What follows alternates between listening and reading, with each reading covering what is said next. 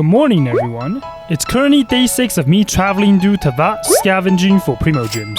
Our goal of 100,000 is still far away, but we will get there one day. We stormed through the Mondstadt questline, saw Venti getting his noses taken away from Signora, and met new characters like Child, Xiao, and Zhongli. Last time we left off at a total of 4,174 Primogems, just a bit over 4% of a way there to our goal of 100,000. We ended up the day finishing up Act 2 of Archon quest with a date with Zhongli, so we are going to finish the Archon quest and hopefully reach AR 30 this video so we can ascend our characters to level 60 and get to world level 3. Wait, Lumine. What are you looking at? Oh. Is this dude praying at me? No? Sorry for standing in the way.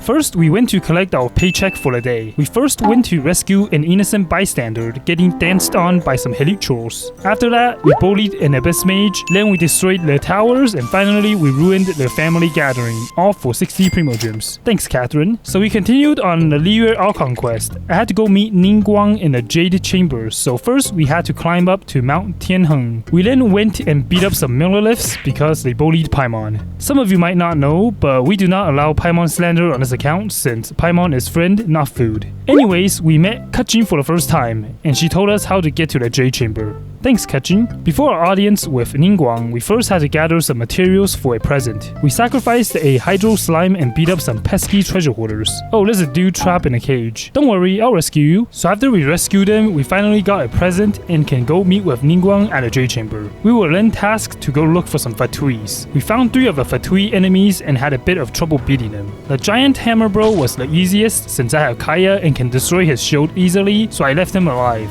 The cryo gunner was a bit difficult, but with Amber we could snipe him from a distance. Since we don't have any Claymore characters, I had to plunge to destroy the shield of the Geo dude. There are 2 more Fatuis on top of the stairs, but I got lazy and chose to ignore them before they attacked me and interacted with a talisman. Little did I know I got aggroed before that, so I basically had to watch Lumine getting gunned down by the Pyro Fatui. I'm hearing gunshots, did I get? Am I getting shot at? No, I'm still alive. Oh! Ow. Oh, look!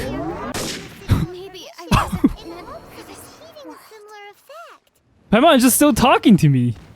And the plot thickens! Okay, I kinda blame Paimon for that. She stalled me long enough and stunned me so I couldn't move. Oh, but I'm still not allowing Paimon slander though. I wasn't planning to fight a Fatui, but since they ambushed me, I wasn't going to let them go scotch-free, so I beat them up.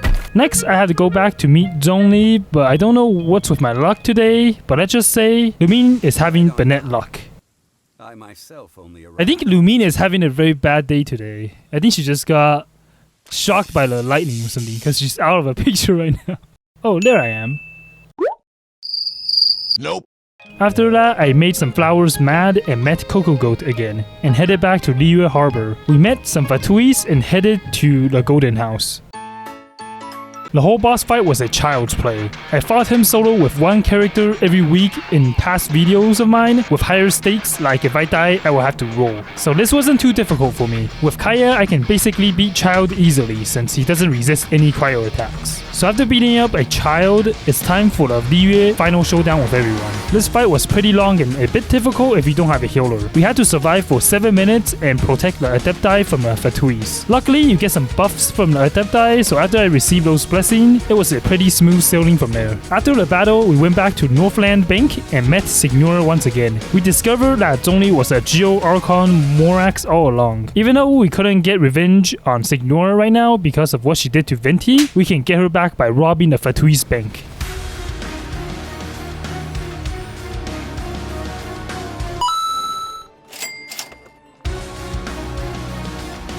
Anyways, time for the game plan. So after the Archon quest, we got to AR 30, which means we can ascend our character to level 60 now. On the other hand, we got to world level 3, so the enemies will get stronger, but will drop higher tier materials. I also have to start leveling up my weapons since they are only like level 40. I need to level up character talents as well, as they are a significant damage boost to our team. But I kinda wanna wait until my AR is higher before doing that, since the better domain unlocks at a higher adventure rank. I still need to complete my reputation quests as well as weeklies before reset. And since I just hit AR 30, I could do the next difficulty for Dvalin and Andreas, and hopefully I can get a gold artifact drop. There is also the Spiral Abyss, where we can get a free Xiangling and obtain a lot of Primogems from there, so I still have to do that. Since we finished the Liyue Archon quest, there are also a few things we could do. We can either do Dragon's Mine, or do the Thane's Loaf quest and move on to Inazuma. But yeah, let me know in the comments which quest I should start first, Dragon's Spine or Inazuma. Since it's the end of a week, we have to do our weeklies now. I'm hoping we get a gold artifact drop and a weapon billet from one of the 2 bosses that we'll fight. But first, we gotta level up our characters, so it's time to farm some ley lines and get some EXP bumps.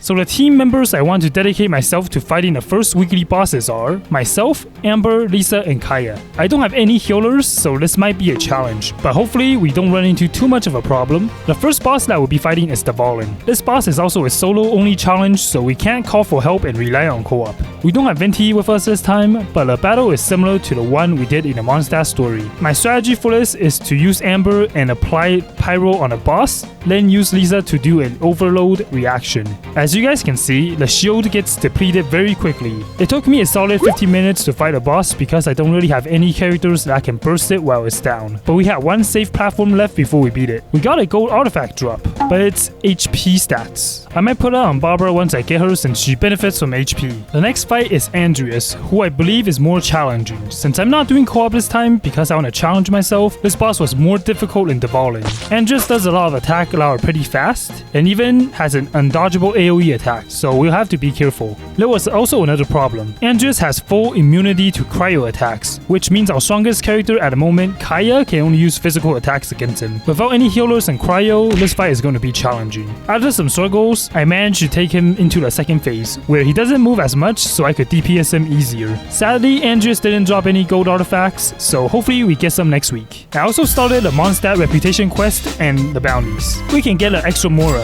and once we reach reputation 6, we can get a treasure compass for Mondstadt, which will lead us to more chests and also Primogems. The bounties were actually pretty hard, since the enemy levels were all pretty high compared to my team. The Ruin Guard was alright, we beat it with 4 minutes left to spare. The second one was a Ruin Hunter, which I know a lot of people struggle with. I cheesed it by standing at a higher position than him, which then triggers the Ruin Hunter to fly up, so I just shot the core with Amber and it will just fall down and get stunned. I repeated this about 10 times and beat it easily. My last bounty was a Ruin Hunter again, but this time it didn't want to fly up no matter where I stood. I tried beating it without cheesing it, but like a lot of people, I struggled a lot. My Lisa also died from a drill attack. Luckily, I lured it near a cliff and started climbing it, and you know it, I got to cheese it to death again. So with that, let's check our total Primogem amount for now. 4,489. Not bad, I suppose, but I still have a lot of events to do in 2.0, so I have to get to them soon if I don't want to miss it. I know a lot of you guys told me to pull on the beginner banner to get Noelle, so I'm gonna let you guys decide. Comment down below to vote whether or not I should pull for Noelle, and I'll do whichever that wins. Speaking of polling, I'm making a bet with you guys. If I reach 100,000 subscribers before I get 100,000 free-to-play Primogems on this account, I'll have to spend 100,000 Primogems on my main account. The ending where I will have to will looks more likely as I'm less than 10% of a way to 100k. I really appreciate the support you guys give, and I'll make sure to continue this series even after I hit 100k subs, since I believe we'll get 100k free-to-play Primogems on this account one day. So yeah, subscribe if you want to watch more content like these, and I'll see you in the next one.